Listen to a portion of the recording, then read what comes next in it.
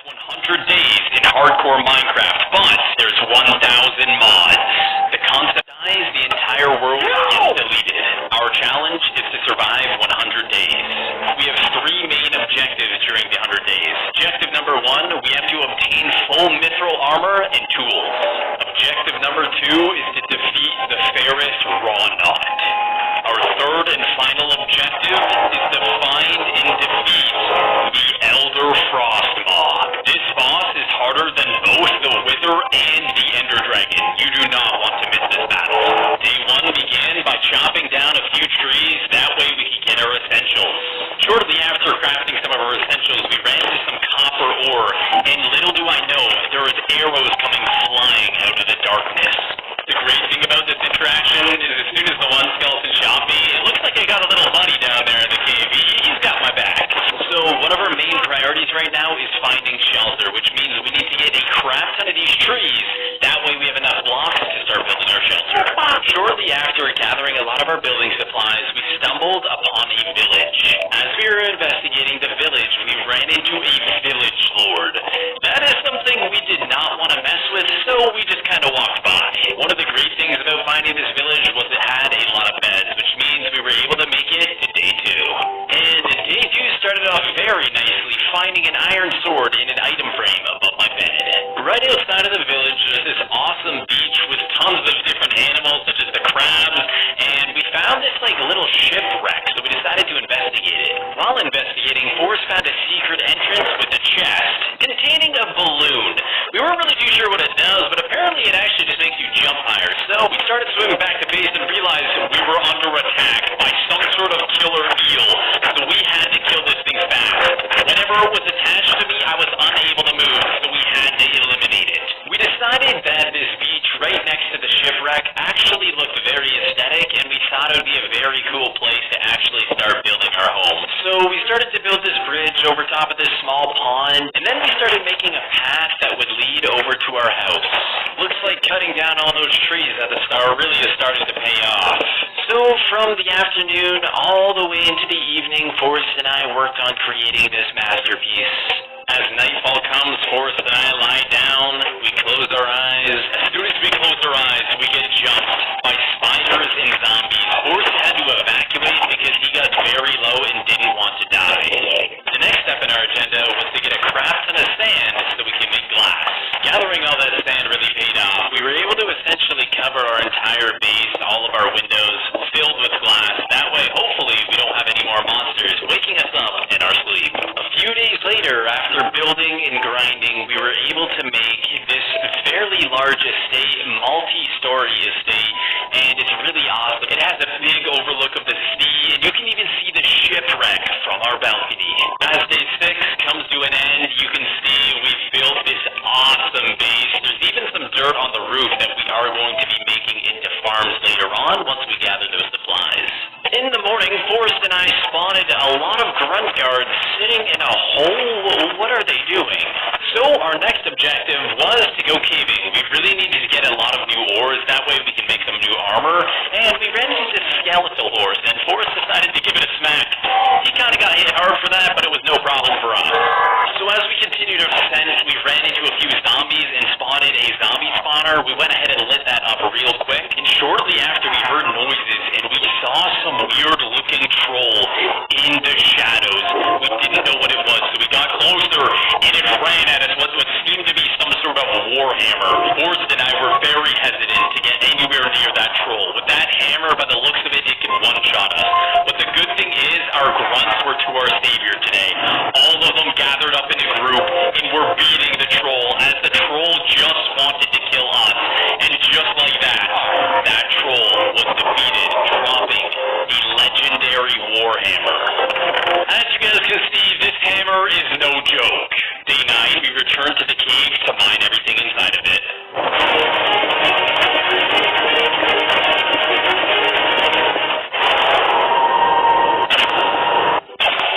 Oof, man, that goblin almost gave me a heart attack. Anyways, at the start of day 10, it's time to go to the beneath. It was at this moment me and Forrest kinda got freaked out. We broke the final piece to the puzzle. We now were entering the beneath. And now that we've entered the beneath, we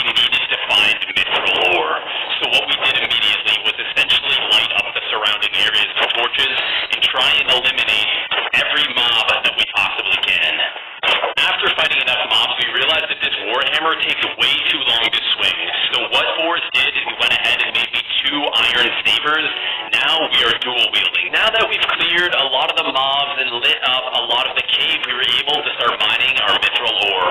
So from day 10 all the way to day 17, that's all we did. We searched the entire cave and found as much mithril as we can. We needed enough to make 2 full sets of mithril, and that is exactly what happened. After Forrest made a chopping block, we put a log on there and made bark. After making this millstone and hand crank, we were able to make scoured leather. Alright, so now we have this cauldron. We have to put the scoured leather that we made and some bark in there, and that makes tan leather. Day 21 to day 22, we built a windmill so we can have some sort of energy source. And as you guys can see, it looks amazing. The materials, they're the same materials we used to make our mansion. We made coal dust combining with iron ingots to make steel ingots. After we smelted the crucible steel ingots, it was time, ladies and gentlemen. It was time to build the steel anvil. With the steel anvil being made, we were able to put in our mithril rods, we were able to put in our blaze rods, and finally the mithril ingots, creating our mithril sword. And look at that, we are now dual-wielding mithril swords. We spent the next few days gathering enough supplies to make the mithril armor. And just like that, ladies and gentlemen, we made it. We are now full mithril armor. In the evening of day 27, we figured it was time to enchant some of our weapons and some of our armor. So that's exactly what we did, and we found Fire Aspect 1. I guess it's a good thing that we enchanted our swords and armor, because zombies were legitimately breaking into our house, digging through the caves, and finding exactly where we live. So we figured we'd help some of the grunts by taking down some of these zombies. And they actually have quite a lot of health, so it took quite a lot of hits to take these things down. But we managed to do so. After traveling in the wild for 5 days, being fully enchanted with mithril armor, we stumble upon a Cyclops Cave. One of the Cyclops special abilities allows him to pick you up and eat you. It was time, ladies and gentlemen, the battle commences. I go in immediately and take 2 massive shots at his legs, while Forrest continued to put arrow after arrow. I take another couple shots at him, and I back away very quickly so I don't get taken up and eaten. I needed to figure out another strategy, a place that I could go to attack him without being attacked. So we build up. We found ourselves standing above the Cyclops head, while Forrest attacks him from the bottom. I am attacking him from the top, and ladies and gentlemen, we have defeated the Cyclops. 3 long days go by after returning to base from killing the Cyclops. It was time, ladies and gentlemen, that we enter the Nether.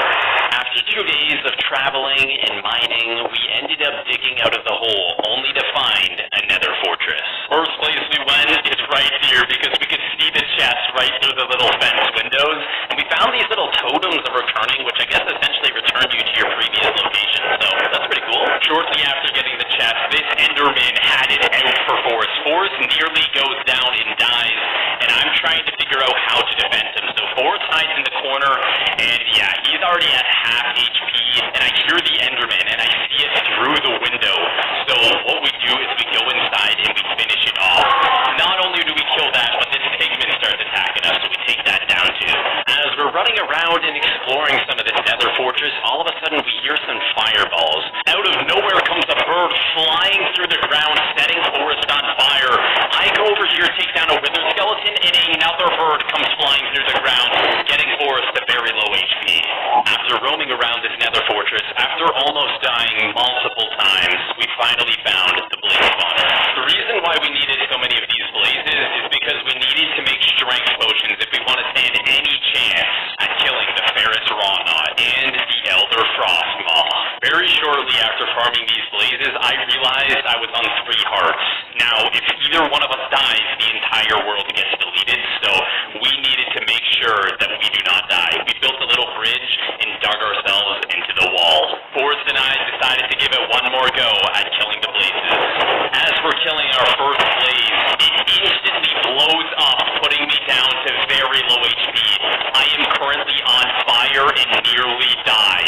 This was the last of it. We did not mess with these blazes anymore. By the looks of things, Forrest and I were a little in over our heads, so we needed to make an escape. Instantly, we dig out and run. We don't look back. We just run. We definitely overestimated how strong our mithril armor was. It is no match for a modded Nether. So we spend the next couple of days running back to our Nether portal. In the afternoon of day 39, Forrest and I started creating our barn. This is where we're going to hold on not only our horses, but other animals that we find as well. So this is the progress that we got so far on our barn. I'm trying to work as much as I can, but you know, it's hard working with a guy that just throws snowballs at you the whole time. But the farm is looking pretty good. As you guys can see, 4 days later, we were able to complete the barn.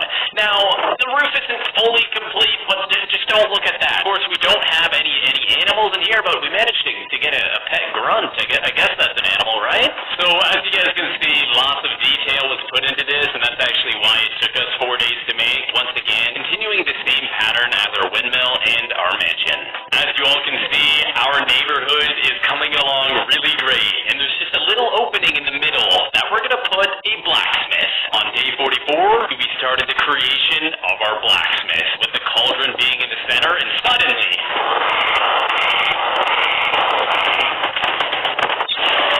oh my goodness, I'm hoping that that's the last jump scare that I get, because dang, that is so freaky, and the sound of that rat. And as I'm explaining that, Forrest gets attacked by a brain slime.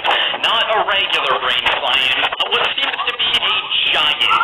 And essentially they jump on your head and start eating you, so we had to take them down fairly quickly. Upon finishing our blacksmith, we noticed zombies have torn into our base. Forrest and I immediately head in, finding a spider on our right side, a special zombie in the back, which is spawning slugs all over our floor. We were able to take them down fairly quickly, and we have to start repairing the damages.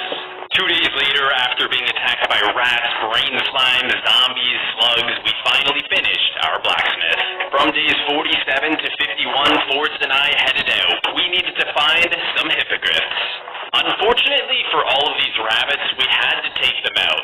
Only because we needed the rabbit feet, that way we could tame the hippogriffs.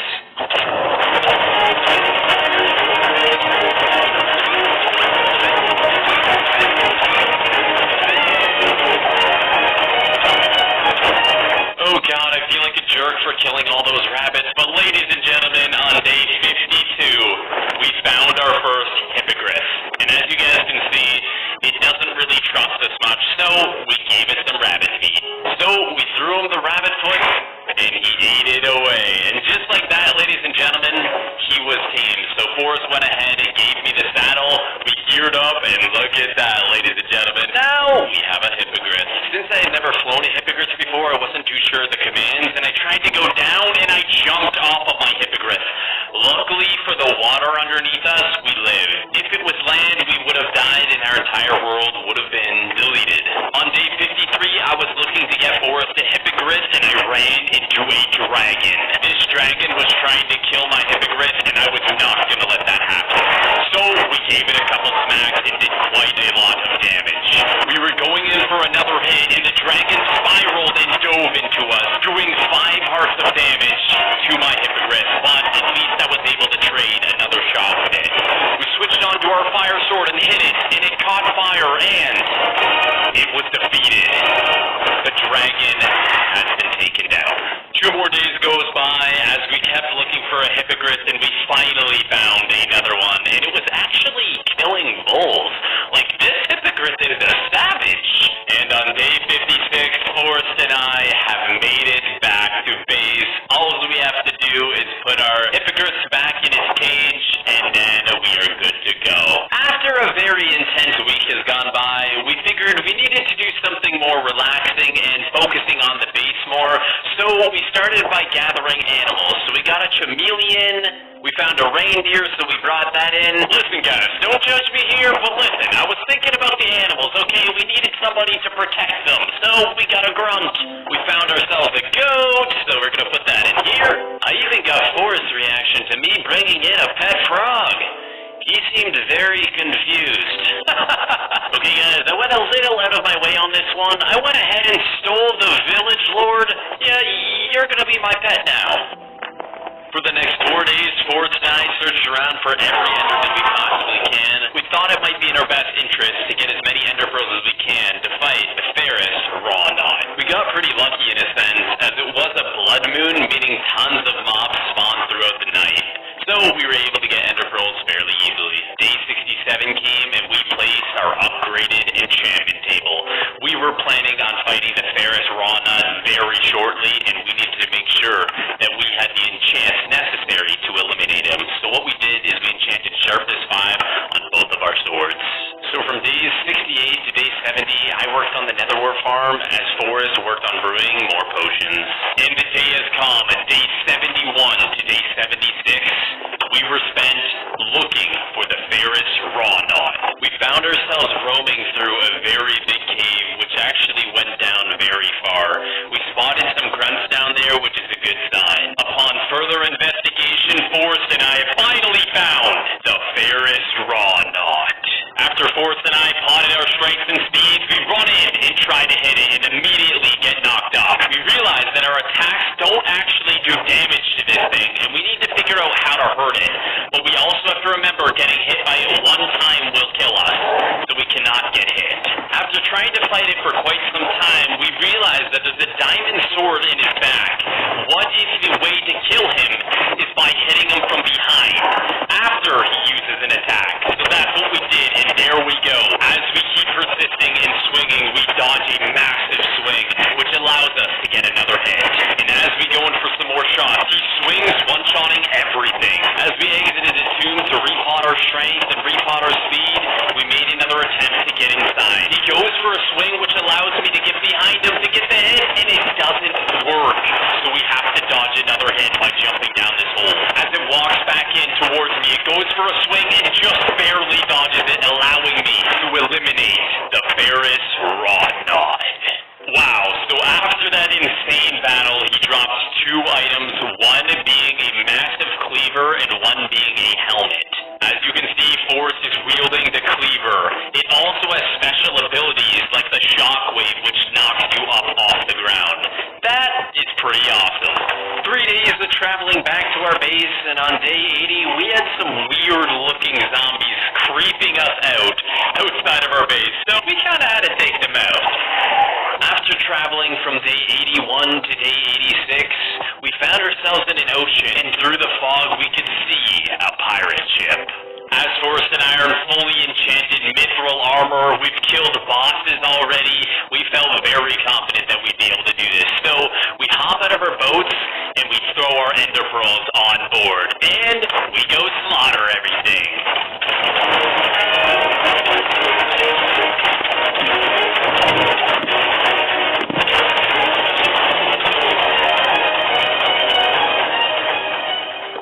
That was exhausting. Anyways, after eliminating all of the pirates on this pirate ship, we went ahead and scavenged around for loot. We didn't find anything too useful, but one of the most noticeable things that we found was this TNT. After filling the boat with TNT, we made our own fireball and decided to start launching fireballs at the ship. Here's what happened.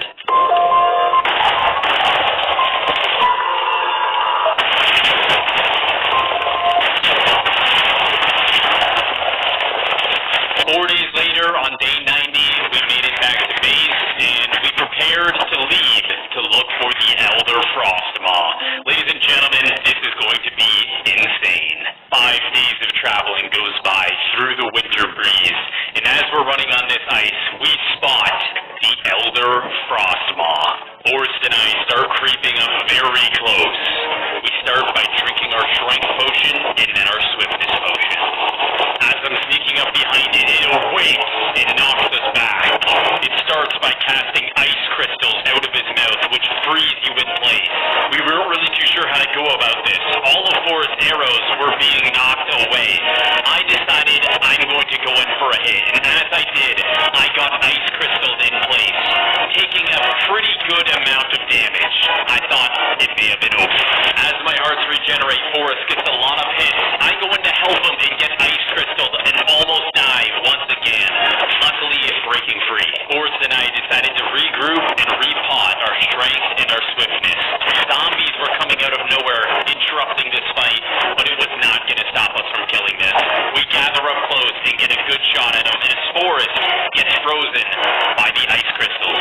After sneaking another hit in, he pushes us away with his roar, and we go in and get a few more hits as Forrest gets chunked down really badly by the ice crystals and almost dies.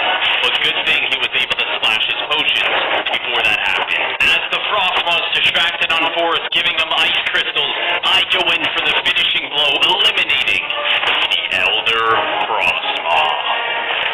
Oh my goodness, and just like that, ladies and gentlemen, the Elder Frostmaw was finally erased from eternity. And 5 days later, on day 100, Forrest and I have arrived back at our home. We have the ice crystal, which we used on Forrest to demonstrate. Anyways, ladies and gentlemen,